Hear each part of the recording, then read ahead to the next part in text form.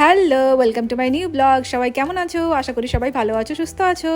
ভ্যানকুভারের কোনো একটা ব্লগে আমি তোমাদের বলেছিলাম এই ভ্যানকুভার শহরটা একদম প্রশান্ত মহাসাগরের তীরে গড়ে উঠেছে। ব্রিটিশ কলম্বিয়া ইউনিভার্সিটির কাছে আমরা যে গেস্ট হাউসে থাকছি সেখান থেকে সমুদ্র একদম হাঁটা ডিস্টেন্সে। তবে প্রপার পাবলিক বিচে যেতে গেলে একটু বেশি ডিস্টেন্স, তখন বাস বা উবের কিছু একটা নিতেই হবে। ভ্যানকুভার শহরটাই পুরো সি বিচে ভর্তি। কয়েকটা ফেমাস বিচ যেমন রেক বিচ, এখানে কিন্তু ক্লোদিং অপশনাল। তাছাড়া রয়েছে Kitsilano beach, Jericho beach, tower beach, English bay beach, আরও অনেক। ইচ্ছে তো আছে কয়েকটা বিচ ঘুরে দেখার, তবে জানি না অর্ণব সময় বের করতে পারবে কিনা। আপাতত আজকে আমরা যাচ্ছি ইংলিশ বে বিচে। পৌঁছে গেছি আমরা বিচে, এবার চলো ঘুরে দেখা যাক।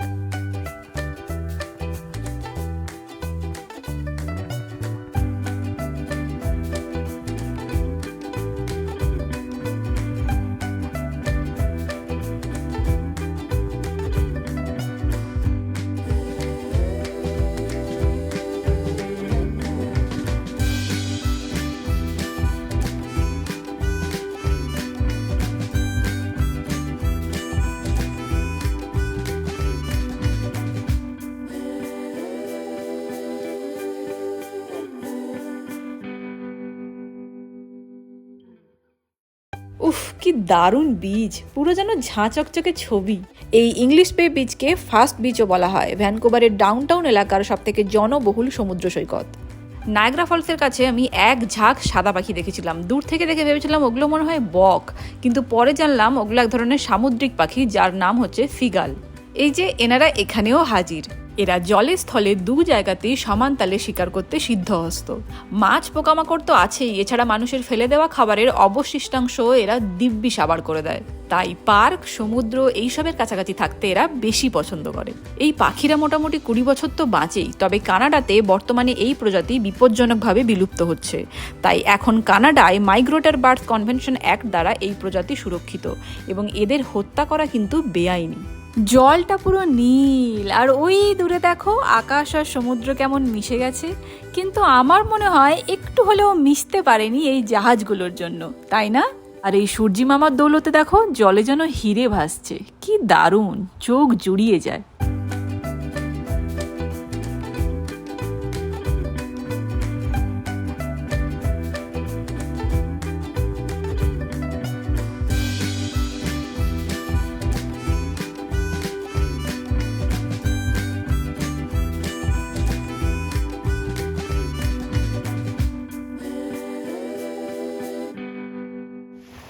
আমি যে সেই সমুদ্র যার বুকে পালতোলা নৌকারা করে ভিড়। আমি যে সেই সমুদ্র যার একুল ওকুল তাকিয়ে কখনো পাবে না কোনো নীড়। আমি যে সেই সমুদ্র যার বুকে খেলে চলে উথাল পাথাল হাওয়া। আমি যে সেই সমুদ্র যে রেগে কম্পিত হলেই ভূমিকে ধরি ধাওয়া। আমি যে সেই সমুদ্র যার বুকে হারিয়ে গেলে পাবে না কোনো কুল। আমি যে সেই সমুদ্র, আমার সাথে চ্যালেঞ্জ নিয়ে করোনা কিন্তু ভুল। যেটুকু পাঠ করলাম এটা আইরিন ইসলামের লেখা আমি যে সেই সমুদ্র। কিন্তু এই প্যাসিফিকে ঢেউ নেই কেন? না মানে এটা তো প্যাসিফিকেরই জল, মানে প্রশান্ত মহাসাগরের তো জল। ব্যাক ওয়াটারটা লাইক কেরালার ব্যাক ওয়াটার। ওকে, তবুও ওটা গভীর আছে, মানে এত বড় বড় জাহাজ আছে, ওই জাহাজগুলো গিয়ে প্যাসিফিকেই উঠবে। সিমিলার টু কেরালার কোচি, রাইট? কোচিতেও এরকম। আমি ভেবেছিলাম দীঘা পুরীর সমুদ্রের মতো আমি এখানেও ঢেউ দেখতে পাবো, কিন্তু এখানে ঢেউ একদম নেই বললেই চলে। অর্ণবের কথা অনুযায়ী আমরা প্রশান্ত মহাসাগর থেকে অনেকটা দূরে আছি, আর এই জল হচ্ছে প্রশান্ত মহাসাগরের ব্যাক ওয়াটার, তাই এখানে অন্যান্য সমুদ্রের থেকে ঢেউ কম। না এই সাইডের বাড়িটা বা এই যে এই সাইডের বাড়িটা, এইগুলোর একদম ওপরের ফ্লোর থেকে যা ভিউ আসবে না, মানে কেউ যদি এখানে ফ্ল্যাট কিনে রেখে দেয় তার মানে সারা লাইফ গালালা পুরো। আমার মজা হচ্ছে কেন? আমার অ্যাকচুয়ালি ওই দীঘা পুরী এইসবের কথা মনে হচ্ছে। আমার আসলে সমুদ্র খুব ভালো লাগে, পাহাড়ও ভালো লাগে, তবে পাহাড়ের থেকে সমুদ্র বেশি ভালো লাগে। এটা কত নম্বর হচ্ছে, আমি ইন্ডিয়াতে যখন ছিলাম দীঘা দেখেছি, দীঘা সমুদ্র, পুরী সমুদ্র, তারপরে কেরালা গেছিলাম, ওখানে কী বিচ ছিল জানো? মারারি। মারারি। আর আউট অফ কান্ট্রি এটা হচ্ছে ফার্স্ট সি বিচ। যদি যদিও ওটা সি বিচ নয়, মানে ওই ব্যাকওয়াটার টাইপের, মানে ব্যাকওয়াটার বিচ আর কি। তবুও যাই হোক, জলটা তো প্যাসিফিকেরই, তাই না? দেশে থাকাকালীন আমার ঘোরাঘুরি সেরকম সুযোগ হয়নি, তাই হাতে গোনা মাত্র কয়েকটা সি বিচ আমার দেখা। তবে হ্যাঁ, যতটুকু দেখেছি একদম মন প্রাণ ভরে।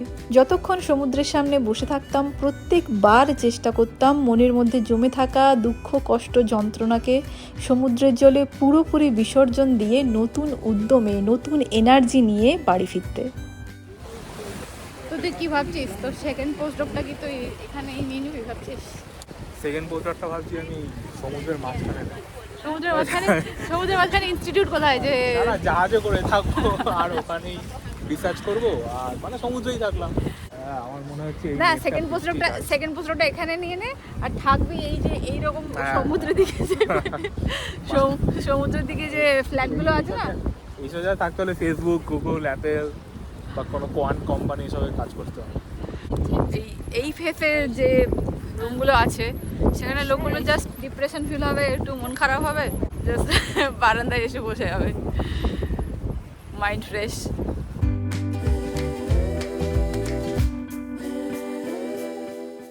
এখানে এসে যে আমার কি ভালো লাগছে বলে বোঝাতে পারবো না, সত্যি ভীষণ ভীষণ ভালো লাগছে। সমুদ্র আমার বরাবরের জন্যই খুবই প্রিয়। পাহাড়ও ভালো লাগে, তবে পাহাড়ের থেকে সমুদ্র আমার বেশি প্রিয়। দেশের বাইরে আসার পরে এই প্রথম আমার সমুদ্র দেখা। সমুদ্র দেখলেই আমার মনটা খুব ভালো হয়ে যায়। এই নিয়ে আমাদের সাথে দুবার একই ঘটনা ঘটলো। সেটা হচ্ছে যে আমরা মানে বেরোচ্ছি যখন, তখন ওয়েদার খারাপ থাকছে, তারপরে যত বেলা বাড়ছে আস্তে আস্তে ওয়েদার ভালো হচ্ছে, আর একদম শেষের দিকে পরিষ্কার আকাশ হয়ে যাচ্ছে। সুইজারল্যান্ডে যখন ছিলাম তখন ইন্টারল্যাকেনে 2 দিন ছিলাম, 2 দিনই ওয়েদার খুব বাজে ছিল। যখন আমরা মানে বেরোনোর সময় বৃষ্টি খুব হচ্ছিল, কিন্তু যখনই বেরোলাম তখন আস্তে আস্তে দেখলাম যত বেলা বাড়তে শুরু করলো আকাশ আস্তে আস্তে পরিষ্কার হতে শুরু করলো, ওয়েদারও ভালো হতে শুরু করলো।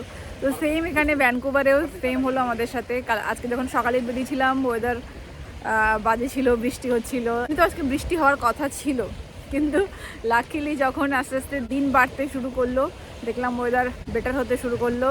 তারপরে দেখলাম রোদ বেরোলো, আকাশ পুরো পরিষ্কার হয়ে গেল, এখন তো পুরো একদম নীল আকাশ, পরিষ্কার, আর কি সুন্দর ভালো ভিউ আসছে, আমার মনটা পুরো খুশি হয়ে যাচ্ছে।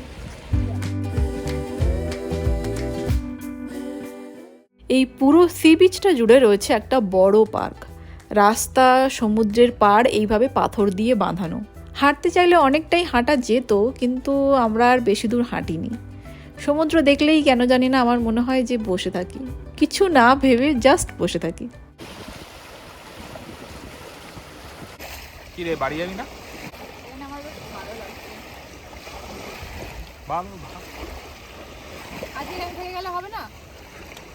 না না না, কেন? ভালো লাগছে, মনে হচ্ছে সারাদিন থেকে যাই। ওইটাই বাকি আছে, দিন তো শেষ, তো রাত। কিন্তু এখানে কে মনে হচ্ছে রাত? 4:30 বাজে। 7:30 বাজে? 7:30 না, 6:43, 6:45 বাজে, কিন্তু এখন রাত। রোজই যায়।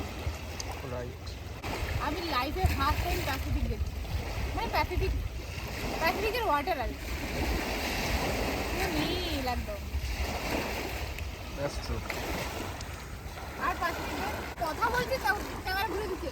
আরে প্যাসিফিকের নীল জলটা দেখাতে হবে তো তোর এই যে মিলিয়ন সাবস্ক্রাইবার, প্যাসিফিকের নীল। ঠিক আছে। আমি যে সেই সমুদ্র যার আছে প্রবল বেগের অস্থিরতার হাওয়া, আমি যে সেই সমুদ্র যার বুকে নিঃশেষ হলে যাবে না তাকে পাওয়া, আমি যে সেই সমুদ্র যাকে দেখেই সবাই তৃপ্তি পায়, অন্তরে মন ভরে, আমি যে সেই সমুদ্র কারো উথাল পাথাল মনের ব্যথা নিমেষেই দূর করে, আমি যে সেই সমুদ্র যাকে ভেবেই সবাই লিখে বসে হাজার কবিতা কাব্য, আমি যে সেই সমুদ্র যে নিমেষেই পারে ডুবিয়ে দিতে পৃথিবীকে করে ক্ষুদ্র।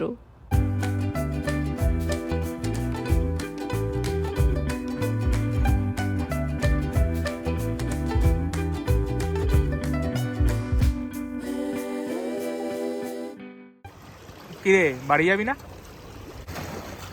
ভালো লাগছে। তুইও থাক, তুই চলে গেলে কি করে হবে? না না, ঠান্ডা লাগছে, এরপরে বাড়ি যেতে হবে।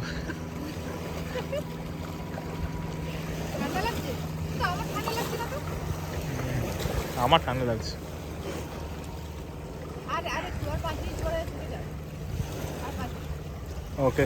5 মিনিট আর 5 মিনিট এই করে করে আমি ফাইনালি উঠলাম সমুদ্রের সামনে থেকে। বাজে এখন 7:30। প্ল্যান অনুযায়ী আমরা ডিনার করেই বাড়ি ফিরবো, তাই পৌঁছে গেছি এখন একটা ইন্ডিয়ান রেস্টুরেন্টে। আমার ব্লগগুলোতে তোমরা দেখে থাকবে বেশিরভাগ ক্ষেত্রে আমি ইন্ডিয়ান রেস্টুরেন্টে খেয়েছি বা ইন্ডিয়ান রেস্টুরেন্টে খাচ্ছি। এর পেছনে একটা কারণ রয়েছে, সেটা আজকে তোমাদের সাথে শেয়ার করছি। জেনারেলি তোমাদের এটাই মনে হওয়া উচিত যে বিদেশে থেকে কেন আমি প্রত্যেকবার ইন্ডিয়ান রেস্টুরেন্টেই খাচ্ছি, কেন বিদেশের খাবার ট্রাই করছি না। অ্যাকচুয়ালি কানাডাতে এখনও আমি আমার হেলথ কার্ড হাতে পাইনি। উইথাউট কার্ড ট্রিটমেন্ট করা কিন্তু ভালোই কস্টলি। ডিফারেন্ট খাবার খেয়ে যদি শরীর খারাপ হয়ে যায় সেই ভয়েই আমি ঠিক করেছি যতদিন না আমার হাতে হেলথ কার্ড আসবে তার আগে অবধি আমি আমার চেনা খাবারের মধ্যেই থাকবো। যবে কার্ড আসবে তারপরে আমি আস্তে আস্তে এক্সপেরিমেন্ট করব বিদেশের খাবার দাবার। কেমন লাগছে? ব্লগটা আজকে জাস্ট এখানেই শেষ করছি। যদি আমার ব্লগ তোমাদের ভালো লেগে থাকে তাহলে একটা লাইক করে দিও, আর অবশ্যই সাবস্ক্রাইব করো আমার চ্যানেলটা যদি পরের ব্লগগুলোর নোটিফিকেশন আগে পেতে চাও। সবাই ভালো থেকো, সুস্থ থেকো, হ্যাপি থেকো। দেখা হচ্ছে আবার পরের ব্লগে। টাটা।